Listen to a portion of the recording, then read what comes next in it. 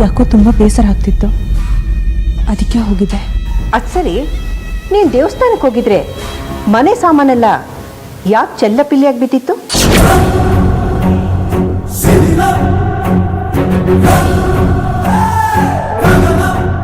ಮಾತಾಡೋ ಅಮೃತ, ನಿನ್ನನ್ನೇ ಕೇಳ್ತಾ ಇರೋದು. ಏನೋ ಕುತಂತ್ರ ಮಾಡ್ಕೊಂಡೇ ಬಂದಿದ್ದಾಳೆ ಈ ನಾಗಿಣಿ. ಅದಕ್ಕೆ ಏನು ಮಾತಾಡಬೇಕು ಅಂತ ಗೊತ್ತಾಗ್ತಲೇ ಒತ್ತಾಡ್ತಿದ್ದಾಳೆ. ನಾವು ಮನೆಗೆ ಬಂದಾಗ ರುದ್ರನೂ ಇರಲಿಲ್ಲ, ಇವಳು ಇರಲಿಲ್ಲ. ರುದ್ರನ ಮೇಲೇನಾದರೂ ಪ್ರಹಾರ ಮಾಡಿರ್ಬೋದಾ? ಹೌದು, ರುದ್ರ ಎಲ್ಲಿ? ಅಯ್ಯೋ ಅಮ್ಮ, ಯಾರನ್ನ ಏನು ಕೇಳ್ಬೇಕು ಅಂತ ಗೊತ್ತಾಗೋದಿಲ್ವ ನಿಮಗೆ? ಏನೋ ಹಾಗಂದ್ರೆ? ಅಲ್ಲ, ರುದ್ರ ಎಲ್ಲಿ ಹೋಗಿರ್ತಾನೆ ಅಂತೇಳಿ ಅವಳಿಗೆ ಏನು ಗೊತ್ತಿರುತ್ತೆ? ಇವಳು ಗೊತ್ತಿಲ್ಲದಲೇ ಇರೋದು. ಮನೇಲೂ ಏನಿಲ್ಲ, ಈ ಪ್ರಪಂಚದಲ್ಲೂ ಏನಿಲ್ಲ.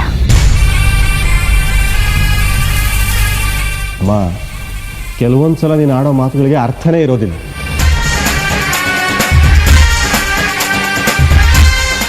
ಏ ಅರ್ಜುನ್, ಅತ್ತೆಮ್ಮ ನಿನ್ನ ಮೇಲ್ ರೂಮಲ್ಲಿ ತಾನೇ ಕೂಡ ಹಾಕಿದ್ರು, ನೀನ್ ಹೇಗೆ ಹೊರಗೆ ಬಂದೆ?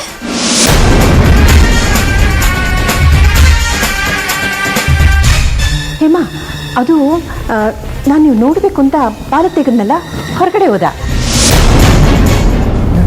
ಅವರಿಬ್ಬರು ಹೊರಗಡೆ ಹೋಗಿ ಬಂದು ತುಂಬ ವಯಸ್ಸಾಗಿರುತ್ತೆ, ವಿಶ್ರಾಂತಿ ತಗೊಳ್ಳಿ. ನೀವಿಬ್ರು ಹೋಗಿ. ಅಲ್ಲ ಅತ್ತೆಮ್ಮ, ಹೇಳಿದ್ನಲ್ಲ, ಹೋಗಿ ನೀವಿಬ್ರು.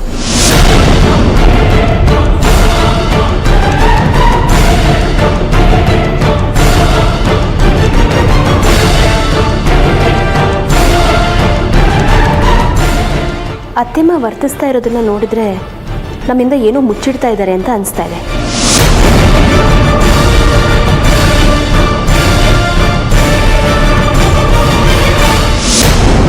ಅಂದ್ರೆ ಆ ಸರ್ಪ ನಾಗಿಣಿಯ ಹಿಂದೆ ಇದೆ ಅಂದಂಗಾಯ್ತು.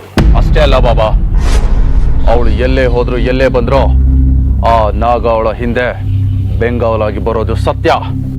ನೀನು ಹೇಳೋ ಹಾಗೆ ಅವಳ ಬೆಂಗಾವಲಿಗೆ ಬರೋದೇ ಆದ್ರೆ ನಾಗಿನಿಗೂ ಆ ದೈವಿ ನಾಗಕ್ಕೂ ಏನೋ ಸಂಬಂಧ ಇದೆ ಅಂತ ಅನ್ನಿಸ್ತಾ ಇದೆ.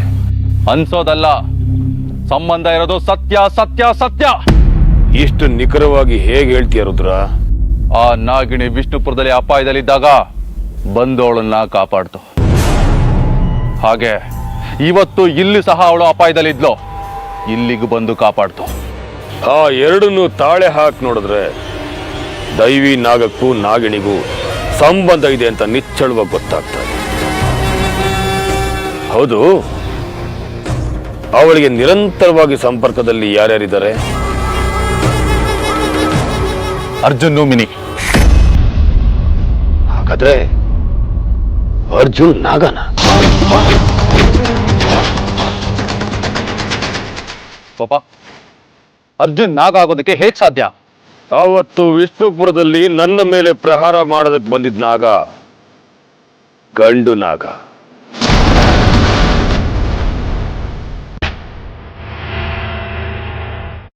ಬಾಬಾ, ನೀವ್ ಹೇಳ್ತಾ ಇರೋದು ನೋಡಿದ್ರೆ ಒಂದಕ್ಕೊಂದು ತಾಳೆ ಆಗ್ತಾನೆ ಬರ್ತಾ ಇದೆ. ಹೇಗಿದ್ರೋ ನಾಗಮಣಿ ದೈವಿ ನಾಗದ ಒಳಗೆ ಇದೆ ಅನ್ನೋದು ನಿಮಗೂ ಗೊತ್ತು, ನನಗೂ ಗೊತ್ತು. ಹಾಗೆ ನಾಗಿಣಿಗೆ ತೊಂದರೆ ಕೊಟ್ರೆ ಆ ನಾಗ ಬಂದೇ ಬರುತ್ತೆ ಅನ್ನೋದು ಸಹ ಗೊತ್ತು. ಹಾಗೆ ನಾವೇನಾದ್ರೂ ಆ ನಾಗಿಣಿಗೆ ತೊಂದರೆ ಕೊಟ್ರೆ ಆ ನಾಗ ನಾಗಿಣಿನ ಉಳಿಸೋದಕ್ಕೆ ಬಂದೇ ಬರುತ್ತೆ. ಆಗ ಅದನ್ನ ಕೊಂದ್ರೆ ನಾಗಮಣಿನ ಮತ್ತೆ ನಮ್ಮ ವಶಕ್ಕೆ ಪಡ್ಕೋಬಹುದು. ನಿನ್ನ ಮಾತು ಅಕ್ಷರಶಃ ಸತ್ಯ. ಮತ್ತೆ ಇನ್ಯಾಕೆ ತಡ ಬಾಬಾ, ಆ ಕೆಲಸನ ಇವತ್ತೇ ಮಾಡೋಣ. ಕೋಣ ಕರು ಹಾಕ್ತು ಅಂದ್ರೆ ಕೊಟ್ಟಿಗೆ ಕಟ್ಟು ಅನ್ನೋ ರೀತಿ ಮಾತಾಡ್ತಿದ್ಯಾ ನೀನು. ಬಾಬಾ, ನೀವೇನ್ ಹೇಳ್ತಾ ಇದ್ದೀರಾ? ರಣಭೂಮಿಗೆ ಇಳಿಬೇಕು ಅಂದ್ರೆ ಶಸ್ತ್ರಗಳಿರ್ಬೇಕು, ಹಾಗೆ ಶಸ್ತ್ರಾಭ್ಯಾಸನೂ ಮಾಡಿರ್ಬೇಕು. ಅವೆರಡು ಇಲ್ಲದೆ ಇಳಿದ್ರೆ ಅಲ್ಲಿಂದ ಬರೋದು ನಮ್ಮ ಹೆಣಾನೇ. ಅದು ಹೇಳಿ ಕೇಳಿ ದೈವಿ ನಾಗ, ಅದರ ಶಕ್ತಿ ಸಾಮರ್ಥ್ಯನ ಕಡೆಗಣಿಸಬಾರದು. ಅದನ್ನ ಎದುರಿಸಿ ಅದಕ್ಕೆ ಸಂಸ್ಕಾರ ಸಮಾಧಿ ಕಟ್ಟಬೇಕು ಅಂದ್ರೆ ನಾನು ಅದಕ್ಕೆ ಸಮನಾದ ಶಕ್ತಿಯನ್ನ ಸಂಪಾದಿಸಬೇಕು. ಅದಕ್ಕೆ ನನಗೆ ಕಾಲಾವಕಾಶ ಬೇಕು. ಅಲ್ಲಿವರೆಗೂ ನೀನು ಸಮಾಧಾನವಾಗಿರು. ಸರಿ ಬಾಬಾ.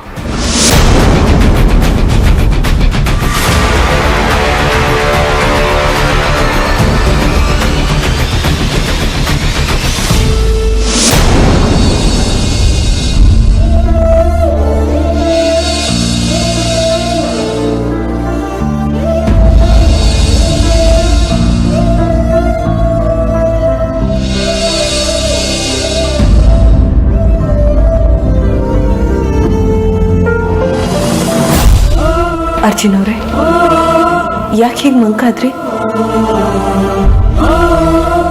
ನೀವು ಒಂದು ಕ್ಷಣ ನನ್ನಿಂದ ದೂರ ಆದ್ರಲ್ಲ, ಆ ಕ್ಷಣನ ನನ್ನಿಂದ ತಡ್ಕೊಳ್ಳೋದಕ್ಕಾಗಲಿಲ್ಲ. ಅಂದ್ರೆ ನಿಮಗೆ ನನ್ನಿಂದ ಒಂದು ಕ್ಷಣನೂ ದೂರ ಇರೋದಕ್ಕೆ ಆಗೋದಿಲ್ವಾ? ಇಲ್ಲ, ಒಂದೇ ಒಂದು ಕ್ಷಣ ಕೂಡ ನಿಮ್ಮನ್ನ ಬಿಟ್ಟಿರೋದಕ್ಕೆ ಸಾಧ್ಯ ಇಲ್ಲ. ನೀವು ನನ್ನಿಂದ ದೂರ ಆಗಿದ್ದ ದಿನ ನನ್ನ ಜೀವ ನನ್ನಿಂದ ದೂರ ಆಗುತ್ತೆ.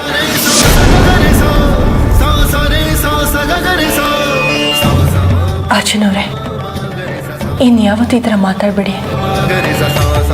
ನಿಮ್ಮನ್ನ ಕಳ್ಕೊಳ್ಳೋದಕ್ಕೆ ನನ್ನ ಕನಸಲ್ಲೂ ಸಿದ್ಧ ಇಲ್ಲ.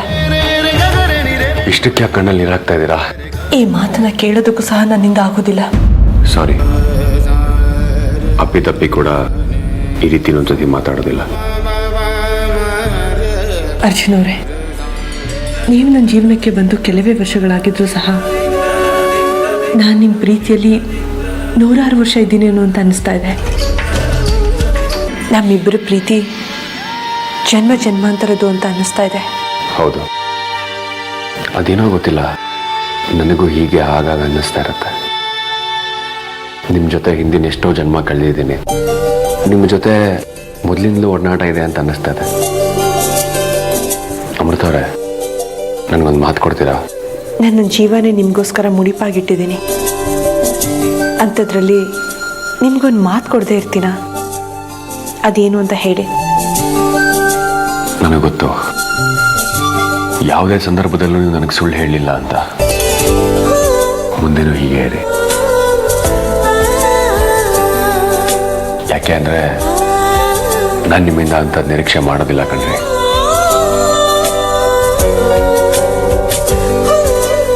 ಅರ್ಜುನ್ ಅವರೇ, ನನ್ನನ್ನು ಕ್ಷಮಿಸಿ. ನಾನು ನಾಗಿಣಿಯಲ್ಲ ಅನ್ನೋ ಒಂದೇ ಒಂದು ಸುಳ್ಳನ್ನು ಬಿಟ್ಟರೆ ಇನ್ಯಾವ ಸುಳ್ಳನ್ನು ನಾನು ನಿಮ್ಗೆ ಹೇಳಿಲ್ಲ. ಈ ವಿಷಯದಲ್ಲಿ ನಾನು ನಿಮ್ಮ ಹತ್ರ ಕ್ಷಮೆ ಕೇಳ್ತೀನಿ. ನನ್ನನ್ನು ಕ್ಷಮಿಸ್ಬಿಡಿ.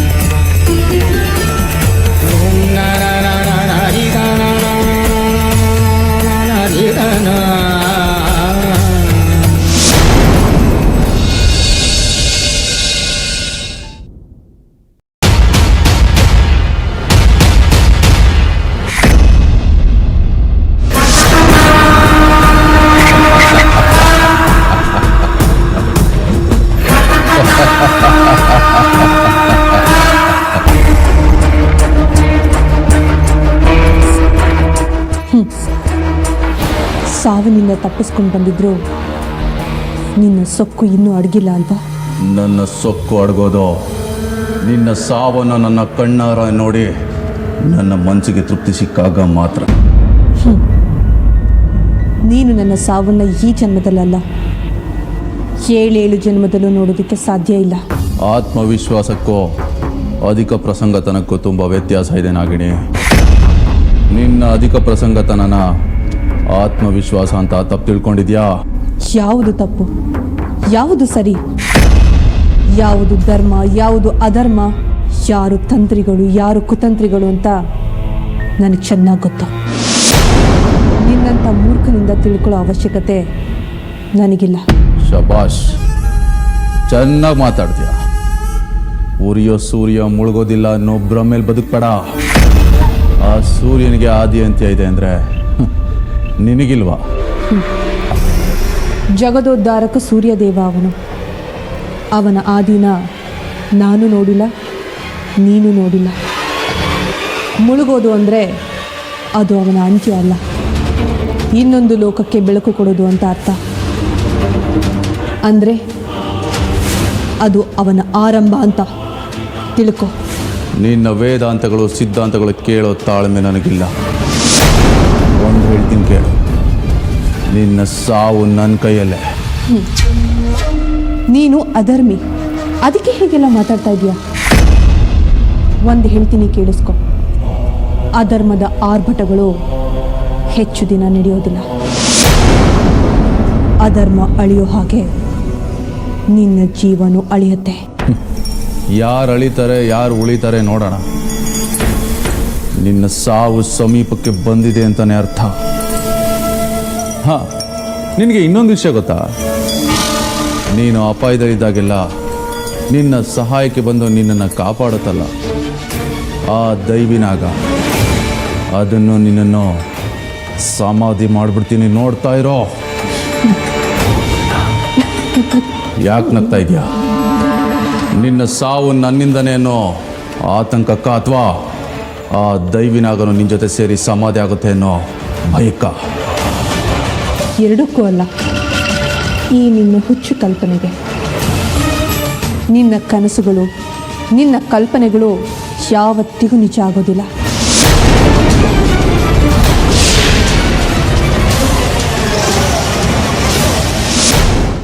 ಆ ದೈವಿ ಸರ್ಪನ ಕೊಲ್ಲೋದಿರಲಿ, ಒಂದು ಕ್ಷಣ, ಒಂದೇ ಒಂದು ಕ್ಷಣ ಅದ್ರ ಕಣ್ಣಲ್ಲಿ ಕಣ್ಣಿಟ್ಟು ನೋಡಿ ಗೆಲ್ಲು. ಆಗ ನಾನು ನಿನ್ನ ಪುರುಷ ಸಿಂಹ ಅಂತ ಒಪ್ಕೋತೀನಿ. ನೀನು ಒಪ್ಕೊಂಡ್ರು ಒಪ್ಕೊಳ್ದೇ ಇದ್ರೋ ನಾನು ಪುರುಷ ಸಿಂಹ ಅನ್ನೋದನ್ನು ನಿರೂಪಿಸ್ತೇನೆ. ಈ ಅಮೃತ ಯಾರ ಜೊತೆ ಮಾತಾಡ್ತಿದ್ದಾಳೆ?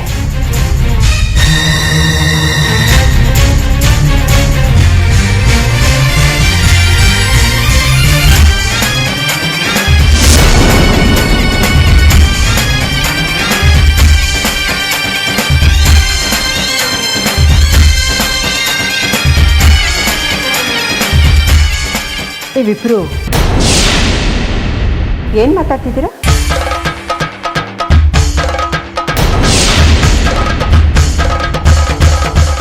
ಪಾಪ ಚಿಕ್ಕ ಮಾವ ಎಲ್ಲೋ ಹೋಗಿ ಈಗ ಬಂದರು, ಅದಕ್ಕೆ ಹಾಗೆ ಹೋಗಬೇಡಿ, ಊಟ ಮಾಡ್ಕೊಂಡು ಹೋಗಿ ಅಂತ ಹೇಳ್ತಾ ಇದ್ದೆ.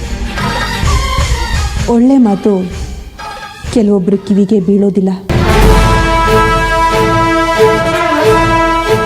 ಅಜ್ಜಿ, ಬೇವನ್ನ ಬಿತ್ತಿ ಮಾವನ್ನ ಬಯಸಿದ್ರೆ ಸಿಗೋದಿಲ್ಲ.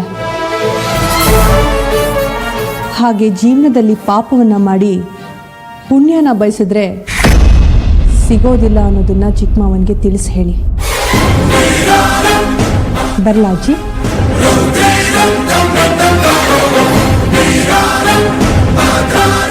ಚಿಕ್ಕ ಮಾವ,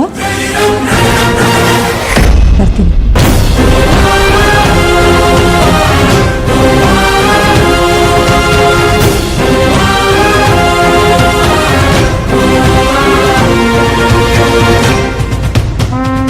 ಇಲ್ಲ, ಇವರಿಬ್ರು ಮಧ್ಯೆ ಏನೂ ನಡೀತಾ ಇದೆ.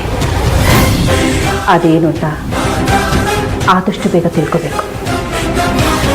ತಿಳ್ಕೊತೀನಿ.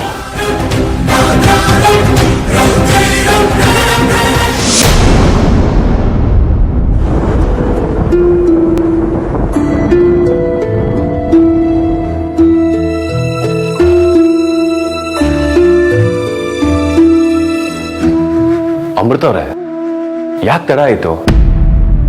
ಇಲ್ಲ ಅರ್ಜುನ್ ಅವರೇ, ನಾನು ತಡವಾಗಿ ಬಂದಿಲ್ಲ, ನಾನು ಸರಿಯಾದ ಸಮಯಕ್ಕೆ ಬಂದಿದ್ದೀನಿ.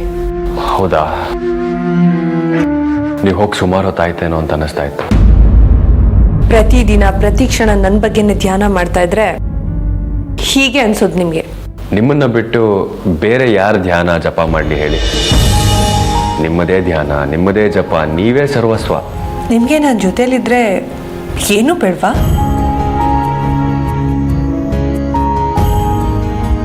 ಏನು ಬೇಡ. ನಿಮ್ಮೊಂದು ಮಾತು ಹೇಳ. ಹೇಳಿ. ಗಾಳಿ ನೀರು ಬೆಳಕು ಇದಿಲ್ಲ ನಾನು ಬದುಕಬಲ್ಲೆ. ಆದರೆ ನಿಮ್ಮ ಪ್ರೀತಿ ಸಾಂಗತ್ಯ ಎಲ್ಲ ನನ್ನ ಕೆಲ ಬದುಕೋಕ್ಕಾಗಲ್ಲ ಅನ್ಸತ್ತೆ ಅಮೃತ. ಸತ್ಯವಾಗ್ಲೂ? ಸತ್ಯವಾಗ್ಲು ನೀವು ನನ್ನ ಜೊತೆಲಿದ್ರೆ 7 ಲೋಕನೇ ನನ್ನ ಜೊತೆ ಇದೆ ಅಂತ ಅನ್ಸುತ್ತೆ. ಹಾಗೆ ಸ್ವರ್ಗದಲ್ಲಿ ತೇಲಾಡ್ತಾ ಇರ್ತೀವಿ. ಏನಾಯ್ತು ಅರ್ಜುನ್ ಅವರೇ? ಅದು ಕಣ್ಣಿಗೆ ಧೂಳು ಬಿತ್ತು ಅನ್ಸುತ್ತೆ. ಎಲ್ಲಿ?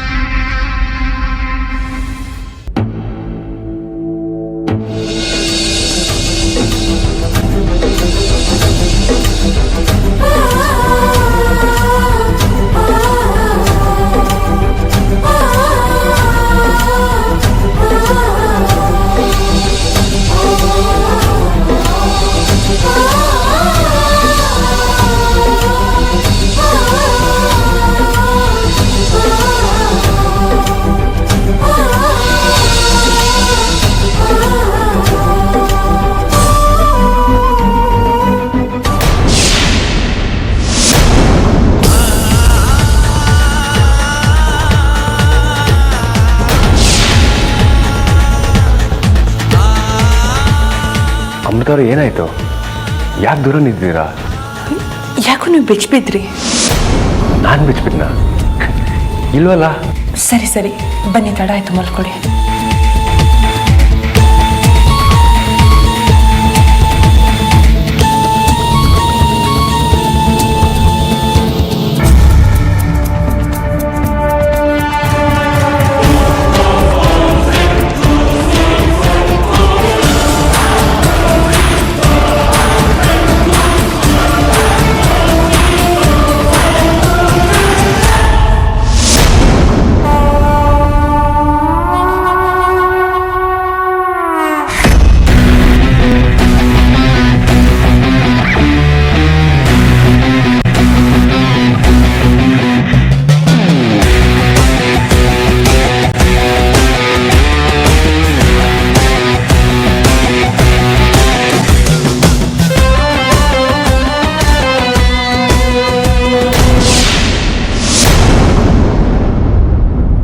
ಏನು ಯೋಚನೆ ಮಾಡ್ತಿದ್ದೆ? ನಾನೇನು ಯೋಚನೆ ಮಾಡಲಿ? ನೀನೇನು ಯೋಚನೆ ಮಾಡ್ತಿದ್ದೆ ಅಂತ ನೀನು ಹೇಳಬೇಕು. ಯಾಕೆ ಅಂದರೆ ನಾನು ಬಂದು ನಿಂತು ನಿನ್ನ ಗಮನಿಸ್ತಾ ಇದ್ರು ನಿನ್ಗೆ ಅರಿವೇ ಇಲ್ಲ ರೀತಿ ಏನೋ ಗಾಢವಾಗಿ ಯೋಚನೆ ಮಾಡ್ತಿದ್ದಲ್ಲ. ಅಂದರೆ ತುಂಬ ಗಂಭೀರವಾದ ವಿಚಾರನೇ ಇರಬೇಕಲ್ವಾ? ಏನು ಇಲ್ಲ ಅಂತ ಒಂದ್ಸಲ ಹೇಳಿದ್ರೆ ಅರ್ಥ ಆಗೋದಿಲ್ಲ. ನೀನು ಬೇರೆ ಯಾರಾದ್ರೂ ಸುಳ್ಳು ಹೇಳಿ ತಪ್ಪಿಸ್ಕೋಬಹುದು, ಆದರೆ ಈ ತ್ರಿವೇಣಿ ಹತ್ರ ಅಲ್ಲ. ಹೌದು, ಬೆಳಗ್ಗೆಯಿಂದ ನೀನು ಎಲ್ಲಿ ಹೋಗಿದ್ದೆ? ಆ ನಾಗಿಣಿನ ಹುಡ್ಕೊಂಡು ಹೋಗಿದ್ದೆ. ನಾಗಿಣಿನ? ಅಂದ್ರೆ ಅಮೃತನ?